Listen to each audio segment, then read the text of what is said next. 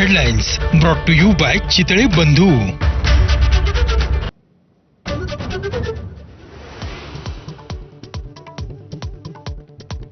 पुण्यातील भावे हायस्कूल जवळ 12 विद्यार्थ्यांना कारने उडवलं, 3 जण गंभीर जखमी। मद्यप्राशन करून गाडी चालवणारा चालक पोलिसांच्या ताब्यात।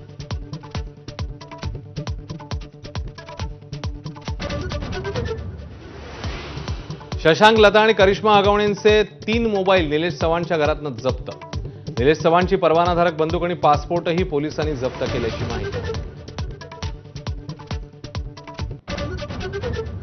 वैष्णवी अगवणेच्या लग्नामध्ये रुखवतासाठी तब्बल 1,50,000चा खर्च।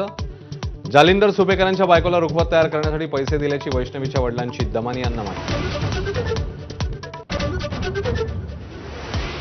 हिंदी ही आता मुंबईची बोलीभाषा झाली आहे। परिवहन मंत्री प्रताप सरनाईक यांचं वादग्रस्त वक्तव्य। सरनाईकांच्या तोंडी भाजपची भाषा, राऊतांनी डिवचलं तर बावनकुळेंकडून सारवासारव करण्याचा प्रयत्न।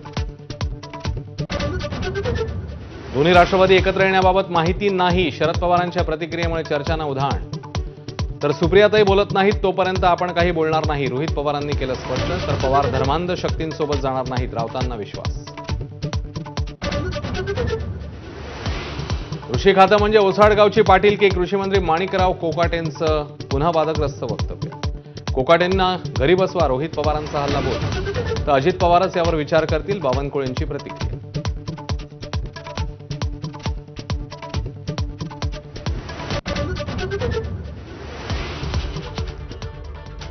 नमस्कार, मी अश्विन बापट, आपण बघताय 10च्या बातम्या एबीपी माझावर। दिवसभरातल्या सगळ्या बातम्यांचा सविस्तर आढावा घ्यायचा आहे। सुरुवातीला बातमी येते पुण्यामध्ये।